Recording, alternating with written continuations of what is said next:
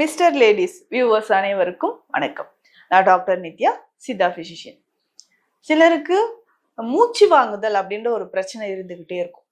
நடக்கும்போது வேகமா ஒரு இடத்துல இருந்து இன்னொரு இடத்துக்கு நான் நடந்து போறேன், ஆனா மூச்சு வாங்குது. அதுக்கப்புறம் பார்த்தோன்னா மாடிப்படி ஏறி இறங்குற மூச்சு வாங்குது. முன்னாடி எல்லாம் நான் இப்படி இல்லை. இப்போ சமீப காலமாக 1 ஒரு 2 வருடங்களாக எனக்கு ரொம்ப மூச்சு வாங்குது அப்படின்னு சொல்லுவாங்க. மூச்சு வாங்குறதுக்கு நிறைய காரணங்கள் இருக்கலாம். இப்போ ஒரு சிலருக்கு பார்த்தோம்னா உடல் எடை அதிகரிச்சு இருக்கிறதுனால இருக்கலாம். முக்கியமான ஒரு காரணம் இந்த பெண்களுக்கு அதிகமா அப்படியே மேல் மூச்சு கீழ் மூச்சு வாங்குது, டயர்ட் ஆகுற, தலை சுத்துற மாதிரி இருக்கு, அதிகமான வியர்வை வருது, இந்த மாதிரி எல்லாம் சொல்லுவோம். அப்போ உடல்ல ரத்தம் ஹீமோகுளோபின் லெவல் குறையுதுன்னு வச்சுக்கோங்களேன். அந்த சமயத்துலதான் நமக்கு அதிகமான மூச்சு வாங்குது. ஏன்னா நம்ம பாடியில ஆக்சிஜன் குறையும் போது ஹீமோகுளோபின் அப்படின்னா அதுல இருக்கக்கூடிய ஹீம் தான் ஆக்சிஜனை கேரி பண்ணுது. ஸோ ஆர்பிசி செல்ஸ்ல இருக்கக்கூடிய ஹீமோகுளோபின்ஸ் ரொம்ப ரொம்ப மேஜர் ரோல் நம்ம பாடியில பிளே பண்ணுது அப்படின்னு சொல்லலாம். இப்போ இதுதான் பாத்தீங்கன்னா ஆக்சிஜனை நம்ம பாடியில ஒவ்வொரு செல்களுக்கும் கொண்டு போய் சேர்க்குது. அப்போ ஆக்சிஜன் லெவல் நம்ம பாடியில குறையிறச்ச என்ன ஆகுது, உடனே மூச்சு வாங்குதல் அப்படின்ற ஒரு பிரச்சனை ஏற்படும். இதையும் தாண்டி பார்த்தோம்னா ஒபிசிட்டி, உடல் எடை அதிகரித்து இருக்கக்கூடிய நபர்களுக்கு, இப்ப இந்த உடல் பருமன் அப்படின்னு சொல்லும்போது ஹார்மோன் ரிலேட்டடா கூட நிறைய பேருக்கு உடல் பருமன் ஏற்படலாம். அதுக்கப்புறம் பார்த்தோம்னா சரியான அளவு நியூட்ரிஷன் இல்லாம இருக்கிறதும் ஒரு காரணமாக இருக்கலாம். அதுக்கப்புறம் பார்த்தோம்னா குறிப்பிட்ட காலத்திற்கு அப்புறம் ஒரு 40 வயதை கடந்து ஜென்ரலாவே நம்ம பாடியில ஸ்டாமினா குறைஞ்சிச்சுன்னு வச்சுக்கோங்களேன், நமக்கு இந்த மூச்சு வாங்குதல் அப்படின்ற பிரச்சனை ஏற்படலாம். இப்போ இதை சொல்லும்போது ஒரு நிகழ்ச்சி எனக்கு ஞாபகம் வருது. ஒரு 5 வருடங்கள் இருக்கும்னு நினைக்கிறேன். 5 வருடங்களுக்கு முன்னாடி நடந்தது. ஒருத்தர் ஆஸ்திரேலியால இருந்து ஃபோன் பண்ணி என்கிட்ட கேட்குறாரு, மேடம் இப்போலாம் அவங்க பேரண்ட்ஸ்க்கு நம்ம கிட்ட ட்ரீட்மெண்ட் எடுத்துட்டு இருக்கிறோம், அதை பத்தி கேட்கறதுக்காக ஃபோன் பண்ணியிருந்தாரு. பேசி முடிச்சதுக்கு அப்புறம் சொன்னார், மேம் எனக்கும் ஒரு சின்ன ஒரு டவுட் இருக்கு, என்னை பத்தியும் நான் கொஞ்சம் கேட்கணும். முன்னாடி எல்லாம் இப்போ லாஸ்ட் இயர்லாம் நான் கொஞ்சம் நல்லா தான் இருந்தேன், ஆனா இப்போ சமீப காலமாக என்ன ரீசன்னே தெரியல. இப்போ எங்க கண்ட்ரில பார்த்தோம்னா ஒரு வீடு இன்னொரு வீடும் கொஞ்சம் தொலைவா தான் இருக்கும். நான் எங்க போனாலும் நடந்து தான் போவேன். மோஸ்ட்லி கார் யூஸ் பண்ண மாட்டேன். அப்படி நான் நடந்து போய்கிட்டு வந்துட்டு தான் நல்லா இருந்தேன். அப்போல்லாம் எனக்கு நல்லா இருந்துச்சு. இப்போ ரீசெண்டா எனக்கு ரொம்ப மூச்சு வாங்குது. இப்போ அப்ப சொன்னாரு, அது வேர்ல்டு கப் நடந்த சமயம்னு நினைக்கிறேன். அப்ப சொன்னாரு, மேடம் நான் ஸ்டேடியத்துக்குள்ள போயிட்டு அந்த கொஞ்சம் க்ரௌடா இருந்துச்சு. க்ரௌடுக்குள்ள போயிட்டு வர்றதுக்குள்ளேயே அவ்வளோ மூச்சு வாங்கி எனக்கு தலை சுத்துற மாதிரியே கீழே உக்காந்துட்டேன். அந்த சமயத்துல எனக்கு ரொம்ப பயமாவும் ஆயிடுச்சு. என்னோட ஹெல்த்தை நினைச்சு நான் ரொம்ப வருத்தப்பட்டேன், மேம் இது என்ன பண்ணலாம். ஸோ எனக்கு இப்போ பேரண்ட்ஸ் நல்லா இருக்காங்க. ஸோ இதை பத்தி உங்ககிட்ட டிஸ்கஸ் பண்ணா எனக்கு ஹெல்த் நல்லா ஆயிடும் அப்படின்ட்டு ஒரு கான்ஃபிடென்ட் வந்துச்சு. அதனால தான் இமீடியட்டா உங்களுக்கு ஃபோன் பண்ணேன் அப்படின்ட்டு சொன்னாரு. ஒண்ணுமே இல்லை, பேசிக்கா அவருக்கு டெஸ்ட் ரிப்போர்ட்ஸ் எல்லாம் பார்த்துட்டு நான் சொன்னேன், சார் ஒண்ணுமே இல்லை, கொஞ்சம் வெயிட் லாஸ் பண்ணிக்கோங்க, ஆயில் ஐட்டம்ஸை குறைச்சிக்கோங்க, டெய்லி நல்லா வாக் பண்ணிட்டு பிரீத்திங் நல்லா இன்ஹேல் பண்ணி எக்ஸ்ஹேல் பண்ணுங்க சார், பேசிக் மெடிசன்ஸ் மட்டும் நான் கொடுக்குறேன், கொஞ்சம் நம்ம பாடியில ஹீமோகுளோபின் லெவல் கம்மியா இருக்கு, இவ்வளோதான், இதை மட்டும் கரெக்ட் பண்ணுங்க சார் அப்படின்னு நான் சொல்லியிருந்தேன். ஒரு 1 மந்த் இதை நல்லா கரெக்டாக ஃபாலோ பண்ணிட்டு கொஞ்சம் டயட் சேஞ்சஸும் அவருக்கு நான் சொல்லியிருந்தேன்.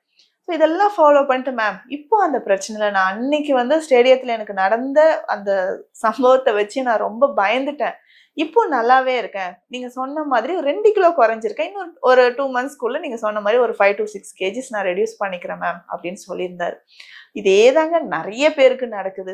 என்னன்னா சிம்பிளா நம்ம உடல்ல ரொம்ப எளிமையா நம்ம சரி பண்ணக்கூடிய விஷயத்த கூட என்ன பண்றோம்னா, ஏதோ ஒரு பெரிய விஷயமா இருக்குமோ, மூச்சு வாங்குதா, இந்த ட்ரீட்மெண்ட் எடுக்கலாமா, அது எடுக்கலாமா, இசிஜி எடுக்கலாம், எக்கோ எடுக்கலாம், இந்த ஸ்கேன் எடுக்கலான்ட்டு நம்ம ரொம்ப பயந்து போய் அது கிரிட்டிக்கல் ஆகிறோம். சாதாரணமாகவே நம்ம உடல்ல ரத்தம் குறைந்தால் மூச்சு வாங்குதல் அப்படின்ற ஒரு நிலைமை ஏற்படும்.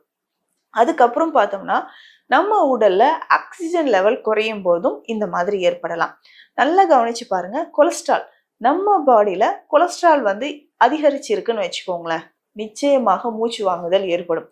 சிலருக்கு உடல் பருமன் இருந்தால்தான் கொலஸ்ட்ரால் லெவல் அதிகரிக்கணுமா அப்படின்னு நிச்சயமா கிடையாது. உடல் பருமன் நார்மலா வெயிட் நார்மலா இருந்தாலும் சிலருக்கு இந்த டோட்டல் கொலஸ்ட்ரால் ட்ரைக்ளிசரைட்ஸ் இது அதிகமா இருக்கும். அந்த சமயத்துல தான் நம்ம என்ன பண்ண போறோம்னா அந்த கொலஸ்ட்ராலை குறைக்கணும். இந்த மாதிரி கொலஸ்ட்ரால் அதிகமா இருக்கக்கூடிய சமயங்களையும் மூச்சு வாங்குதல் அப்படின்ற ஒரு பிரச்சனை ஏற்படும். இதற்கு அடுத்து வந்து பார்த்தோம்னா ஏதாவது ஒரு டேப்லெட்ஸ் மெடிசின்ஸ் வந்து நம்ம தொடர்ந்து எடுத்துக்கிட்டே இருக்கிறதுனாலையும் இந்த மாதிரி ஏற்படலாம். அதுக்கப்புறம் நம்ம பாடியில நியூட்ரிஷன் முக்கியமாக விட்டமின் B12 குறைந்து இருக்கக்கூடிய சமயங்களிலும் மூச்சு வாங்குதல் ஏற்படலாம். இதற்கு அப்புறம் வந்து பார்த்தோம்னா ஏஜ், ஸோ வயதிற்கு கொஞ்சம் முதுமை பருவத்தை அடைந்து இருக்கக்கூடிய சமயம்னு வச்சுக்கோங்களேன். 50 வயதை கடந்து இருக்கக்கூடிய சமயத்திலும் நமக்கு வந்து என்னன்னா மூச்சு வாங்குதல் பிரச்சனை ஏற்படலாம். இந்த சமயங்கள்ல தான் நமக்கு என்ன ஆகும்னா ஹார்ட் பீட் ரொம்ப இன்க்ரீஸ் ஆக ஆரம்பிக்கும். சிலருக்கு வந்து பார்த்தோம்னா இந்த கார்டியாக் இஷ்யூஸ், இருதயம் தொடர்பான பிரச்சனைகள் இருக்கக்கூடிய நபர்கள், டாக்கிகார்டியா அப்படின்னு சொல்லுவோம். கொஞ்சம் தூரம் நடந்தா படபடன்னு அடிச்சுக்குதுங்க, தலை கிருகிருன்னு வருது, இது எல்லாமே சொல்லுவாங்க. பேஷண்ட்ஸ் வந்து சொல்லக்கூடியது இதுதான். படபடன்னு அடிச்சுக்குது, எனக்கு இந்த கொஞ்சம் தூரம் நடந்தாலே கிருகிருன்னு வருது, அப்படியே தோண்டு போய் எங்க இருக்கிறேன்னே தெரிலங்க, ஒரு 10 நிமிஷம் நான் வந்து அன்கான்சியஸ் ஆன மாதிரி ஆயிட்டேன், உட்காந்துட்டேன். இந்த மாதிரி அதிகமான மூச்சு வாங்குதல் பிரச்சனை இருக்குன்னா, இருதயம் தொடர்பான பிரச்சனைகள் இருந்தாலோ, இல்ல தொடர்ந்து நம்ம வந்து ரத்த அழுத்தம் அதிகமாக இருக்குன்னு வச்சுக்கோங்க, ஹைப்பர் டென்ஷனுக்கான மருந்துகள் தொடர்ந்து எடுக்கக்கூடிய நபர்களுக்கும் இந்த பிரச்சனைகள் ஏற்படலாம். இதை தொடர்ந்து பார்த்தோம்னா அடுத்து முக்கியமாக டைஜஷன், செரியாமை சார்ந்த பிரச்சனைகள் இருக்கக்கூடிய நபர்களுக்கு அதிகமான மூச்சு வாங்குதல் பிரச்சனை ஏற்படலாம். அப்ப செரிமானம் தொடர்பான பிரச்சனைகள் இருக்குன்னு வச்சுக்கோங்களேன், இன்டைஜஷன் இருக்கு, இதனால அடிக்கடி ஏப்பம் வருதுன்னு வச்சுக்கோங்க. ஸோ அது ஏப்பம் வர்றது நம்ம எப்படி சொல்றோம்னா, சாப்பிட்ட உணவு செரிக்காம, காலையில சாப்பிட்ட உணவு கூட எனக்கு ஈவினிங் வரைக்கும் அப்படியே ஏப்பமா வருதுன்னு சொல்லுவாங்க. இந்த மாதிரி செரியாமை பிரச்சனை இருக்கக்கூடிய நபர்களுக்கு நிச்சயமாக அந்த மூச்சு வாங்குதல் பிரச்சனை இருக்கும். ஏன்னா அந்த வயிற்றிலேயே அந்த கேஸ் சேர்ந்து சேர்ந்து என்ன ஆகும்னா வயிறு உப்புசமாக ஆரம்பிச்சிடும், சரியா மூச்சு விட முடியாத ஒரு நிலை ஏற்படும். எல்லாம் ஒரு பக்கம் இருந்தாலும் முக்கியமாக இந்த எப்படி கார்டியாக் இஷ்யூஸ் சொல்றனோ அதே மாதிரி பல்மனரி இஷ்யூஸ், நுரையீரல் சம்பந்தப்பட்ட பிரச்சனைகள் இருக்கக்கூடிய நபர்களுக்கு, நுரையீரல் சம்பந்தப்பட்ட பிரச்சனைகள் அப்படின்னு சொன்னோம்னா சிலருக்கு வந்து அந்த ப்ராங்கைட்டிஸ் அப்படின்னு சொல்லுவோம்.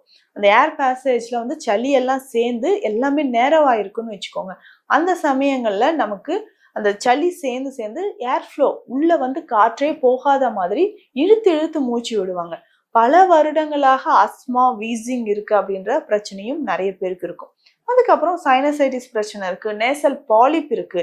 இந்த காரணங்களாலும் நமக்கு சரியா மூச்சு விட முடியாததுனால என்ன ஆகும்னா அடுத்தடுத்து நமக்கு இந்த மூச்சு வாங்குதல் பிரச்சனை இருக்கும். நல்லா கவனிச்சு பாருங்க, இந்த ஆஸ்மா, வீசிங் பிரச்சனை இருக்கிறவங்க படி ஏறிட்டே இருப்பாங்க, 2 படி 3 படி ஏறுவாங்க, கர்ருன்னு வந்து விசில் சவுண்ட் மாதிரி வீசிங் இருந்துகிட்டே இருக்கும்.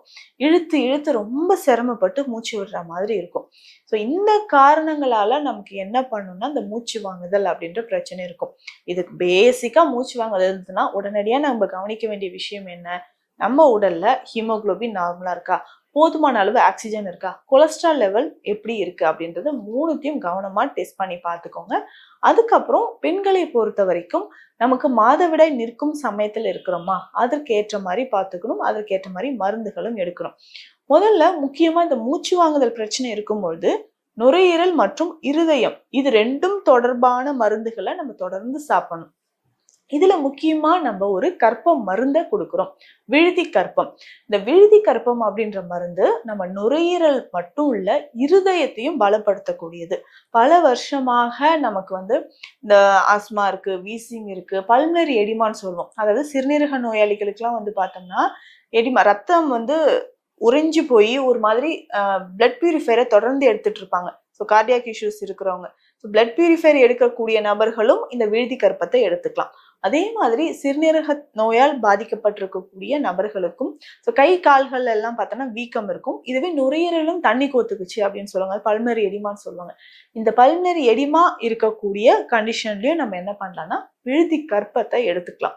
இந்த விழுதி கற்பம் பொதுவாக இந்த அத்லட்ஸ்லாம் இருக்காங்க இல்லையா, அவங்களுக்கு வந்து அதிகமா மூச்சை பிடிச்சிட்டு ஓடணும், அந்த கண்டிஷன்ல இருக்கக்கூடியவங்களுக்கும் இதை நம்ம ஸ்பெஷல் மெடிசனா கொடுத்துட்டு இருக்கோம்.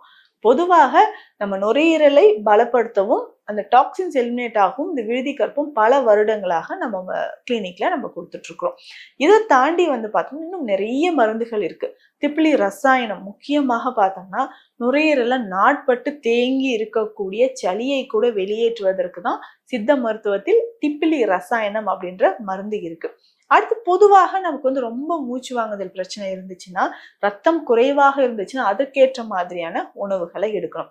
சரி, இப்போ ரத்தம் ஊறணும் அவ்வளவுதானே, அப்ப அதுக்கு தான் நான் வந்து என்ன பண்றேன், பீட்ரூட் சாப்பிட்றேன், டெய்லி வந்து 4 டேட்ஸ் சாப்பிட்டுட்டு இருக்கிறேன், அதுக்கப்புறம் நிறைய ஃப்ரூட்ஸ் அண்ட் வெஜிடபிள்ஸ் நான் எடுத்துக்கிறேன், முருங்கைக்கீரை எல்லாம் நான் சாப்பிட்றேன் அப்படின்னு சொல்லுவாங்க. இது எல்லாம் எடுத்துமே ஒரு சிலருக்கு அயன் பாடியில் வந்து ஹீமோகுளோபின் லெவல் 7 கிராம் தான் இருக்கு, 8 கிராம் தான் இருக்கு அப்படின்னு சொல்லுவாங்க. அப்போ டைஜஷனை வந்து நம்ம ப்ரொமோட் பண்ணணும். டைஜஷன்னா நம்ம குடல் பகுதியில அப்சார்ப்ஷனை வந்து அதிகரிக்கிற மாதிரி எடுத்துக்கணும். இப்ப இதுக்கு தான் பஞ்ச தீபாக்னி சூரணம் அப்படின்ற மருந்து இருக்கு. இந்த உணவு முறைகளோட பஞ்ச தீபாக்னி சூரணம் அப்படின்ற மருந்தையும் நம்ம தேன்ல கலந்து ஒரு நாளைக்கு 2 வேளை சாப்பிட்டுட்டு வந்தோம்னா டைஜஷன் செரியாமை சம்பந்தப்பட்ட பிரச்சனைகள் முற்றிலுமாக குணமாகுது அப்படின்னு சொல்லலாம். ஏன்னா அந்த அப்சார்ப்ஷன் கரெக்டா இருந்தா தான் நம்ம எடுக்கக்கூடிய உணவு உடல்ல வந்து உறிஞ்சப்பட்டு எல்லா ஆர்கனுக்கும் போய் சேரும். அப்போ இந்த பஞ்சதீபாக்கினி சூரணம் ஒரு 5 to 10 நாட்களுக்கு 2 வேளை எடுத்துக்கிட்டே வந்தோம்னா செரிமானம் தொடர்பான பிரச்சனைகள் இது எல்லாமே படிப்படியாக குறைய ஆரம்பிக்கும். இதுக்கப்புறம் நம்ம எடுக்கக்கூடிய மெடிசன்ஸ் எல்லாமே தொடர்ந்து ஃபாலோ பண்ணிட்டு வந்தோம்னா இந்த மூச்சு வாங்குதல் அப்படின்ற பிரச்சனை நாளடைவில் குணமாகும். ஏன்னா ஆரம்ப காலகட்டத்தில் இது வந்து ஒரு தீவிர நிலைக்கு ஒரு முன்னெச்சரிக்கையா கூட இது இருக்கலாம், ஒரு சைன் அண்ட் சிம்டம்ஸா கூட நமக்கு தெரியலாம். ஸோ தொடர்ந்து இந்த மாதிரி மூச்சு வாங்குதல் பிரச்சனை இருந்துச்சுன்னா அதற்கு என்ன காரணமாக இருக்கும் அப்படின்னு தெரிஞ்சுட்டு மருத்துவரோட ஆலோசனைப்படி சித்த மருந்துகள் எடுத்துட்டு வந்தோம்னா முழுவதுமாக குணம் பெற முடியும். மூச்சு வாங்குதலுக்கான காரணம் என்ன, அடிக்கடி மூச்சு வாங்கினா இந்த சிம்பிளான விஷயமா கூட இருக்கலாம், இல்ல கொஞ்சம் பாதிப்பை ஏற்படுத்துற மாதிரியாகவும் இருக்கலாம். அதுக்கேற்ற மாதிரி மருத்துவ முறைகளை நம்ம ஃபாலோ பண்ணிக்கிட்டே வரலாம். மீண்டும் அடுத்த பதிவில் சந்திக்கலாம். நன்றி.